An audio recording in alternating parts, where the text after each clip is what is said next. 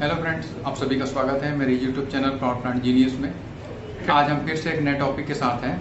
Friend, आज का जो टॉपिक है ये फायर ट्यूब बॉयलर को पूरी तरह से समझेंगे और किस तरह से इसमें लाइट अप का प्रोसेस होता है इसको बिल्कुल डीपली समझेंगे, ब्रीफ में जानेंगे। तो स्टार्ट करते हैं आज का जो सेशन है। सबसे पहले मैं आपको एक्सप्लेन करूँगा कि बॉयलर में कौन कौन से कंपोनेंट्स लगे होते हैं, इनका क्या क्या वर्क होता है। इसके बाद हमें बॉयलर लाइट अप को समझने में बहुत ही आसानी होगी। और फ्रेंड, ये जो वीडियो है आज स्पेशली जो फर्स्ट क्लास सेकंड क्लास का जो एग्ज़ाम देते हैं के लिए है, क्योंकि बहुत सारे मेरे ऐसे फ्रेंड हैं जिनको प्रॉपर जानकारी नहीं होती है स्मोक ट्यूब बॉयलर की, जिसके वजह से वे एग्ज़ाम क्वालिफाई नहीं कर पाते। कई बार एग्ज़ाम देते हैं, फेल हो जाते हैं। लेकिन मेरी कोशिश आज ये है कि आप लोगों को पूरी जानकारी इस वीडियो के माध्यम से दी जाए और आगे भी मैं कोशिश करूँगा कि आपको स्मोक ट्यूब बॉयलर के बारे में पूरा अच्छे से डिटेल से मैं समझाऊँ। और अगर मेरे इस वीडियो से अगर आपकी कोई हेल्प होती है या एग्ज़ाम पास कर पाते हैं आप, तो मुझे ज़रूर कमेंट में बताइए। फ्रेंड, स्टार्ट करते हैं और समझते हैं कि बॉयलर में कौन कौन से कंपोनेंट्स होते हैं जिनके थ्रू हम बॉयलर को ऑपरेट कर पाते हैं और स्मूथली रन कर पाते हैं। तो स्टार्ट करते हैं आज का जो वीडियो सेशन है। वीडियो सेशन फ्रेंड लंबा हो सकता है क्योंकि इसमें मैंने बहुत ही डीपली और छोटे छोटे चीज़ों को भी यहाँ पर इंक्लूड किया है जो आप लोगों के लिए काफ़ी हेल्पफुल होगी। इसलिए वीडियो में आप लास्ट तक बने रहिए, जिसके थ्रू आपको पूरी जानकारी इस वीडियो के थ्रू मिल पाएगी। और फ्रेंड, अगर आप इस सेशन को पूरा अच्छे से देखते हैं लास्ट तक, तो मेरा ऐसा मानना है कि फर्स्ट क्लास या सेकेंड क्लास कोई भी एग्ज़ाम आप दे रहे हैं तो ज़रूर क्वालिफाई कर पाएंगे।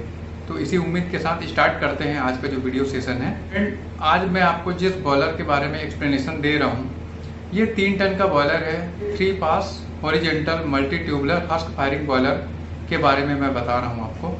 तो फ्रेंड, इस बॉयलर में एक एफडी फैन और एक आईडी फैन दिया हुआ है। एफडी फैन मटेरियल को शिफ्टिंग करने का काम करता है। जब हम बंकर से स्क्रू फीडर के दौरान एक लाइन दी हुई होती है जिससे एफडी फैन के प्रेशर के थ्रू ये जो मटेरियल है जो हस्क गिर रहा है लाइन में, इसे शिफ्ट करता है फर्नेस तक। और दूसरा जो वर्क होता है फ्रेंड, ये फर्नेस के नीचे जो विंड बॉक्स लगे हुए होते हैं, यहाँ से इसकी एंट्री कराई जाती है और ये फर्नेस के अंदर कंबशन कराता है। तो ये 2 वर्क एफडी फैन के होते हैं। दूसरा जो फैन लगा हुआ होता है फ्रेंड, ये आईडी फैन कहलाता है। फ्रेंड, आईडी फैन का जो यूज़ होता है, ये एफडी फैन के द्वारा दिए हुए एयर को निगेटिव बनाकर रखने और फ्लू गैस को पासेज से गुजारने के लिए यहाँ पर आईडी फैन का यूज़ किया जाता है, क्योंकि आईडी फैन के थ्रू ही एक निगेटिव ड्राफ्ट बनाया जाता है चिमनी तक के लिए। और ये जो हम कंबशन करा रहे हैं, इस फ्लू गैस को चिमनी तक खींचने के लिए हम यहाँ पर आईडी फैन का यूज़ करते हैं। ये इंड्यूस ड्राफ्ट फैन कहलाता है और एफडी फैन को हम फोर्स ड्राफ्ट फैन कहते हैं। अगला पॉइंट है फ्रेंड, ये स्क्रू फीडर है। स्क्रू फीडर का वर्क फ्रेंड, ये बंकर के नीचे लगा होता है। इसके नीचे एक स्कूप लगी हुई होती है और इसका जो रेगुलेटर होता है ये कंट्रोल रूम में, कंट्रोल पैनल में लगा होता है। इसके थ्रू हम स्कोप को जितना ज़्यादा रेगुलेट करेंगे, जितना ज़्यादा बढ़ाएंगे, उतना ही इसमें वाइब्रेशन बढ़ेगा और उतने ही ज़्यादा मटेरियल की क्वांटिटी हम फर्नेस को सप्लाई कर पाते हैं एफडी फैन के थ्रू। तो ये स्क्रू फीडर का वर्क होता है। अगला पॉइंट है फ्रेंड, बीएफपी।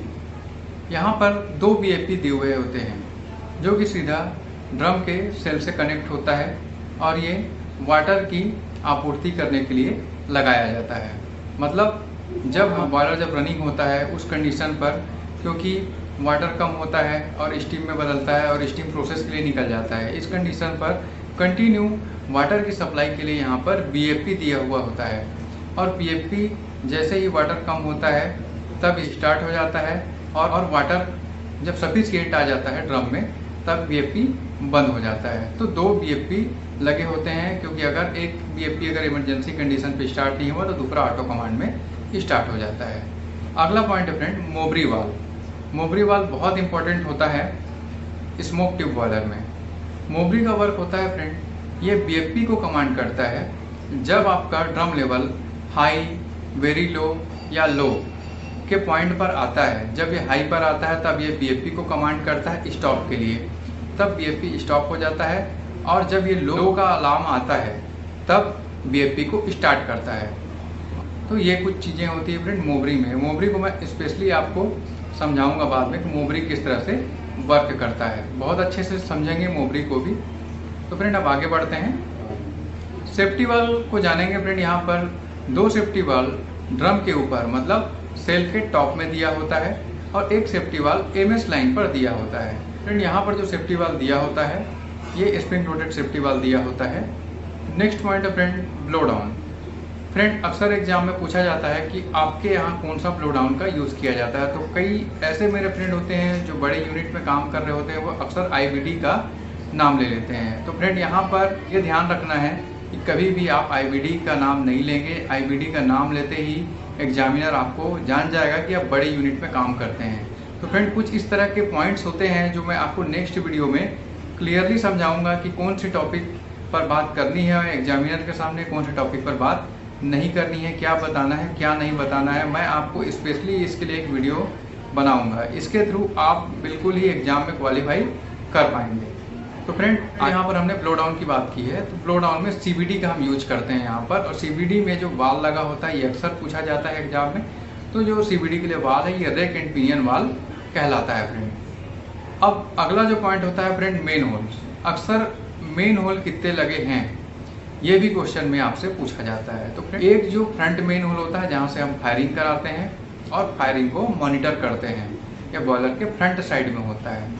दूसरा जो मेन होल होता है फ्रेंड ये बॉयलर के रियर साइड में होता है, जहाँ से हम बॉयलर का इंस्पेक्शन करते हैं, साफ सफाई करते हैं और यहीं से होके हमारा जो फ्लू गैस है ये स्मोक ट्यूब के अंदर जाता है। तीसरा जो मेन होल डोर होता है फ्रेंड ये जहाँ सेकंड पास ट्यूब से थर्ड पास के लिए हमारा फ्लू गैस जा रहा है, इस जगह पर भी एक डोर दिया होता है। तो किसी किसी जगह पर बॉयलर में 3 मेन होल डोर दिए होते हैं और जो चौथा मेन होल डोर होता है फ्रेंड ये बॉयलर के सेल में दिया होता है, जहाँ से आप ड्रम के इंटरनल्स को देख सकते हैं। तो ये चौथा मेन होल डोर भी यहाँ पर दिया होता है फ्रेंड। तो बॉयलर जितना ज़्यादा कैपेसिटी का होगा उसके हिसाब से इसकी डिजाइनिंग होती है फ्रेंड। नेक्स्ट पॉइंट देखते हैं friend gauge glass. Friend gauge glass boiler में 2 की संख्या में दिया होता है। 2 की संख्या में इसलिए दिया होता है फ्रेंड जिससे कि हम क्रॉस वेरीफाई कर पाएँ कि यहाँ पर जो हमारा ड्रम का लेवल है ये प्रॉपर दिखा रहा है या नहीं दिखा रहा है। क्योंकि दोनों ही अगर गेज में अगर एक ही तरह का लेवल है मतलब हमारा जो ड्रम का लेवल है ये ठीक दिखा रहा है। और गेज ग्लास का जो उपयोग होता है फ्रेंड ये फिजिकली वाटर लेवल को इंश्योर करने के लिए किया जाता है। Feed check valve. तो फ्रेंड फीड चेक वाल्व ये फीड लाइन में दिया होता है। फीड लाइन मतलब बीओपी के थ्रू जो वाटर हमारा आ रहा है इस फीड लाइन में ये लगा होता है और ये एनआरबी टाइप का वाल्व होता है और ये वाटर कितनी मात्रा में जानी है इसे रेगुलेट करता है, इसे मेंटेन करता है। और क्योंकि ड्रम से जो स्टीम का प्रेशर है इस लाइन पे बैक ना आए करके इस फीड चेक वाल्व का उपयोग किया जाता है। अब नेक्स्ट पॉइंट है friend anti priming pipe. Friend anti priming pipe drum के अंदर लगा होता है। ये स्टीम वाटर के मिक्सचर को सेपरेट करने का काम करता है जिससे कि स्टीम की क्वालिटी इम्प्रूव होती है और बॉयलर की एफिशिएंसी भी आपकी बढ़ती है। अब फ्रेंड देखते हैं एमएस लाइन। फ्रेंड बॉयलर का जो टॉप सेल होता है, टॉप सेल के ऊपर से एमएस लाइन निकली होती है। जब हमारे ड्रम में हमारा जो स्टीम है इतना एफिशिएंट हो जाता है कि एमएस लाइन तक जा सकता है, बॉयलर का जो रिक्वायर्ड प्रेशर होता है, जो ऑपरेटिंग प्रेशर होता है, यहाँ तक आ जाने के बाद में हम एमएसएसबी के थ्रू हमारे प्रोसेस प्लांट के लिए हम स्टीम की सप्लाई कराते हैं। यहाँ पर एक सेफ्टी वाल्व और एक एनआरबी दी होती है जिससे कि स्टीम फिर से इस लाइन में किसी भी कारण से वापस ना आ सके। अब नेक्स्ट पॉइंट है फ्रेंड इसी में बॉयलर फर्नेस। तो फ्रेंड स्लाइड में देखिए ये आपके बॉयलर का फर्नेस है, कुछ इस तरह का बॉयलर फर्नेस होता है। और यहाँ पर देखिए जो नोजल्स लगे हुए हैं, यहाँ पर 112 की संख्या में नोजल दिए होते हैं। नोजल की जो हाइट है फ्रेंड ये 4 इंच की या 4.5 इंच का नोजल यहाँ पर दिया होता है। और इसी जगह पर फ्रेंड हम बेड हाइट मेंटेन करते हैं। यहाँ पर हम लाइट अप के लिए 200 mmWC बेड हाइट यहाँ पर रखते हैं। बेड हाइट मेंटेन करने के लिए सबसे पहले हम इसमें रेत बिछा देते हैं और रेत के ऊपर कुछ जूट, चारकोल, केरोसिन छिड़क देते हैं जिसके थ्रू हम यहाँ पर आग लगा सकते हैं। मैं आगे इसको आपको एक्सप्लेन करूँगा। फ्रेंड अब समझते हैं बॉयलर लाइट अप किस तरह से किया जाता है। फ्रेंड वीडियो में बिल्कुल छोटे छोटे पॉइंट्स भी आएंगे तो आप वीडियो में बने रहिए। फ्रेंड्स, सबसे पहले आप पूरे बॉयलर की साफ़ सफाई कर लीजिए। बॉयलर के अंदर भी कोई भी मटेरियल नहीं होना चाहिए, सारा कुछ निकाल लीजिए अब यहाँ से। और आप यहाँ पर बेड हाइट मेंटेन कर लीजिए। जो ड्रम का लेवल है ये मेंटेन कर लीजिए। 40 to 45% यहाँ पर ड्रम का वाटर लेवल मेंटेन किया जाता है। और साथ ही जो फीड टैंक होते हैं जिनसे से हम वाटर बॉयलर के अंदर लेते हैं, तो इन फीड टैंक का भी लेवल आप मेंटेन कर लीजिए। साथ ही जो इलेक्ट्रिकल सप्लाई होता है एफडी फैन में, आईडी फैन में, आपके लोकल पैनल्स में और कंट्रोल रूम में, ये आप इंश्योर कर लीजिए कि हेल्दी है या नहीं है। अगर नहीं है तो आप इसे हेल्दी करा लीजिए।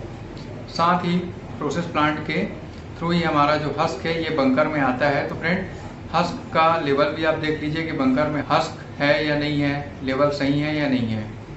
और इस टाइम पर फ्रेंड अभी MSSB आपका बंद रहेगा और ड्रम के जो वेंट्स होते हैं ये खुले होंगे।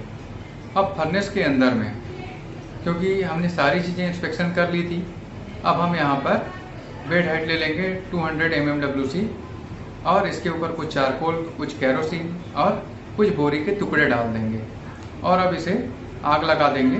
अब हम आईडी फैन को स्टार्ट करेंगे और आईडी फैन को स्टार्ट करने पर अभी डैम्पर को हम बंद ही रखेंगे।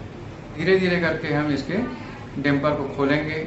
डैम्पर को खोलने के टाइम पर फ्रेंड हमें ये इंश्योर करना है कि हमने जो आग लगाई ये किसी तरह से बुझनी नहीं चाहिए। अब फ्रेंड, जो डैम्पर है इसे धीरे धीरे हम आगे बढ़ाएंगे और इसे पहले 5% पे फिर 10% तक लाएंगे। और यहाँ पर यह ध्यान रखना है कि फ्लेम मेन फ्रंट डोर से बाहर तो नहीं आ रहा है, क्योंकि इस समय हम यहाँ पर फ्रंट डोर ओपन ही रखेंगे। अब फ्रेंड हम एफडी फैन को स्टार्ट करेंगे और एफडी फैन का जो एयर होता है इसे पहले हम 3 से 5% तक ओपन करेंगे। पहले हम 3% इसको ओपन करेंगे और धीरे धीरे इसे कंबस्शन के लिए एयर देंगे हम फर्नेस के लिए। और धीरे धीरे फर्नेस में कंबस्शन के लिए हम एफडी फैन का जो डैम्पर है ये ओपन करेंगे। और ओपन करने के टाइम पे हमें ये ध्यान रखना होता है फ्रेंड कि जो हमने आग लगाया है ये बुझ ना जाए, फर्नेस से ज़्यादा बाहर ना आ पाए। तो इन चीज़ों को ध्यान में रखते हुए हम धीरे धीरे एयर को रेगुलेट करेंगे, इसके डैम्पर को रेगुलेट करेंगे। अब अगर फ्लेम ज़्यादा डिस्टर्ब नहीं हो रहा है उस कंडीशन पर हम एयर को थोड़ा सा और इंक्रीज करेंगे।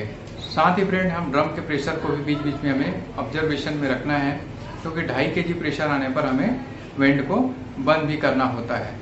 और फ्रेंड, जो हमारा फ्रंट डोर है इसे हम पार्शियली क्लोज करके रखेंगे, मतलब आंशिक रूप से क्लोज करके रखेंगे।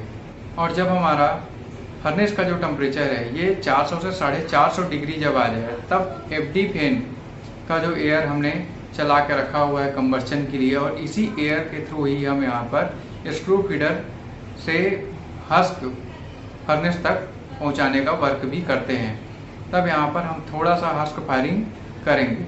हस्क फायरिंग करते समय ये ध्यान में रखना है फ्रेंड कि इसकी मात्रा बिल्कुल भी ज़्यादा नहीं होनी चाहिए। बहुत ही धीमे धीमे हमें हस्क फायरिंग करना है और धीरे धीरे हमें हस्क फायरिंग को थोड़ा सा इंक्रीज करना है और फर्नेस के टेम्परेचर को थोड़ा सा और बढ़ाना है। और 600 650 डिग्री जब फर्नेस का टेम्परेचर आ जाता है तब उस दौरान हम गेट को पूरा, जो फ्रंट डोर हमने खुला छोड़ा था आंशिक रूप से जो ओपन था, इसे हम पूरा बंद कर देंगे और थोड़ा सा टेम्परेचर को राइज करते जाएंगे, टेम्परेचर को धीरे धीरे बढ़ाएंगे। इस दौरान हमारा सेल का जो वेंट है, जो ड्रम वेंट भी कह सकते हैं आप, इसे हम 2.5 kg प्रेशर आने पर बंद कर देंगे और धीरे धीरे हम प्रेशर को, टेम्परेचर को बॉयलर के राइज करते जाएंगे।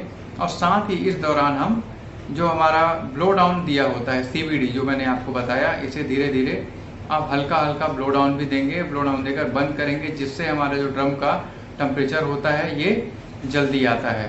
अब क्योंकि हमने मटेरियल यहाँ पर बढ़ा दिया था, तो मटेरियल बढ़ाने के साथ साथ हमें कंबस्शन के लिए एयर की मात्रा भी ज़्यादा चाहिए। उस दौरान हम आईडी को भी थोड़ा बढ़ाएंगे और एफडी को भी थोड़ा बढ़ाएंगे। लेकिन ध्यान में ये रखना है फ्रेंड कि हमारा जो कंबस्शन हो रहा है ये अच्छे से होना चाहिए, फ्लेम इंटेंसिटी अच्छी होनी चाहिए और ये बुझना नहीं चाहिए। और जब भी हम मटेरियल को फर्नेस के अंदर डाल रहे हैं तब ये जो मटेरियल है इतना ज़्यादा नहीं होना चाहिए कि ये फर्नेस के कंबस्शन को पूरी तरह से बुझा दे। अब बीच बीच में थोड़ा सा डोर को आप ओपन कर लीजिए, लेकिन यहाँ पर बैक आने के चांसेस होते हैं, इसलिए बहुत ही सावधानी पूर्वक ओपन किया जाता है। और इसके लिए एक ट्रेंड पर्सन जरूरी होता है जो कि बॉयलर चलाने के लिए अथोराइज्ड होता है। अब फ्रेंड, बॉयलर में जो फायरिंग हो रही है इसका जो टेम्परेचर है ये 900 950 डिग्री के आसपास आ चुका है, और जो हमारा प्रेशर है ये भी 9.5 kg 10 kg के आसपास आ चुका है। तो जब इतना टेम्परेचर जब हमारा मेंटेन हो जाता है फ्रेंड, तब हम प्रोसेस प्लांट को इन्फॉर्म कर देते हैं कि हमारा प्रेशर आ चुका है, आप स्टीम ले सकते हैं। और प्रोसेस प्लांट के द्वारा जब अलाउ कर दिया जाता है, जब उन्हें स्टीम की ज़रूरत होती है, उस कंडीशन पर हम स्टीम उन्हें देने लगते हैं। तो फ्रेंड, मैंने जो आपको ये जो बॉयलर बताया ये 3 टन का बॉयलर है। लगभग फर्स्ट क्लास एग्ज़ाम के लिए 3 टन बॉयलर की ज़रूरत पड़ती है। और यहाँ पर जो ट्यूब की दाया होता है फ्रेंड, ये 2.5 इंच का है, और इनका जो थिकनेस है ट्यूब्स का ये 4 mm से 5 mm के आसपास है। यहाँ पर जो सेकंड पास में ट्यूब है फ्रेंड, इनकी जो संख्या है ये 82 है, और थर्ड पास में जो ट्यूब्स लगे होते हैं इनकी संख्या 52 है। इसमें एक इम्पॉर्टेंट चीज़ होता है फ्यूजिबल प्लग। फ्यूजिबल प्लग 2 की संख्या में लगा होता है फ्रेंड। फ्यूजिबल प्लग का वर्क ये होता है फ्रेंड, जब भी सेल में वाटर का लेवल कम हो जाता है उस कंडीशन पर, क्योंकि फायरिंग हो रही है तो यहाँ पर टेम्परेचर बहुत अधिक हो जाता है। टेम्परेचर बहुत अधिक होने से ये फ्यूजिबल प्लग गलने लग जाते हैं, और गलने के बाद में ये जो सेल का जो वाटर होता है ये फर्नेस में गिर जाता है। गिरने के बाद में ये कंबस्शन को, ये जो आग लगी हुई होती है, इसे बुझा देता है, जिससे कि बॉयलर हमारा सेफ रहता है। ये flue gas inlet, flue gas outlet दोनों जगह पर ये करीब 6 से 7 सेंटीमीटर के ऊपर में लगा होता है। ये क्वेश्चन भी यहाँ पर पूछा जाता है कि फ्यूजिबल प्लग कहाँ लगा होता है। फ्रेंड, बॉयलर के लाइटअप में ओवरऑल जो हमें टाइम लगता है ये 50 मिनट से लेकर 1.25 घंटे तक का समय लगता है। जैसा जैसा बॉयलर का कैपेसिटी होता है फ्रेंड, इस तरह से हमें यहाँ पर टाइम लगता है। लेकिन जो लाइटअप के दौरान फ्रेंड जो खास बात है वो ये है कि जब भी आप फ्यूल की फायरिंग करते हैं, मतलब हस्क की फायरिंग करते हैं, तो यहाँ पर बहुत ध्यान देने वाली बात ये है कि बहुत ज़्यादा आपको नहीं करना है, नहीं तो पूरे फर्नेस में क्लिंकर बैठ जाएगा। और क्लिंकर बैठने पर ये बहुत ज़्यादा टाइम कंज्यूमिंग होता है, और क्योंकि साफ़ सफाई करने में टाइम लगता है, और इससे कुछ डैमेजेस होने के चांसेस भी होते हैं। यहाँ पर हमारा नोजल भी ख़राब हो सकता है। तो फ्रेंड, ये इस चीज़ को आपको मेंटेन करना है कि हमें कितना हस्क डालना है। तो हस्क फायरिंग बहुत ही कॉम्प्लिकेटेड होता है, और इसे बहुत ही नियमित और प्रॉपर चेकिंग की ज़रूरत होती है कि फायरिंग सही से हो रहा है या नहीं। हमारा आज का सेशन था फ्रेंड, आपको कैसा लगा? अगर अच्छा लगा है तो वीडियो को लाइक कीजिए, शेयर कीजिए, सब्सक्राइब कीजिए। और नेक्स्ट वीडियो में फ्रेंड मैं आपको बताऊंगा कि किस तरह एग्ज़ाम में आपको बैठना है, क्या आपके माइंडसेट होने चाहिए, किस तरह के क्वेश्चन पूछे जाते हैं। इन सारी चीज़ों पर फ्रेंड हम डिस्कस करेंगे। लास्ट तक वीडियो देखने के लिए थैंक यू।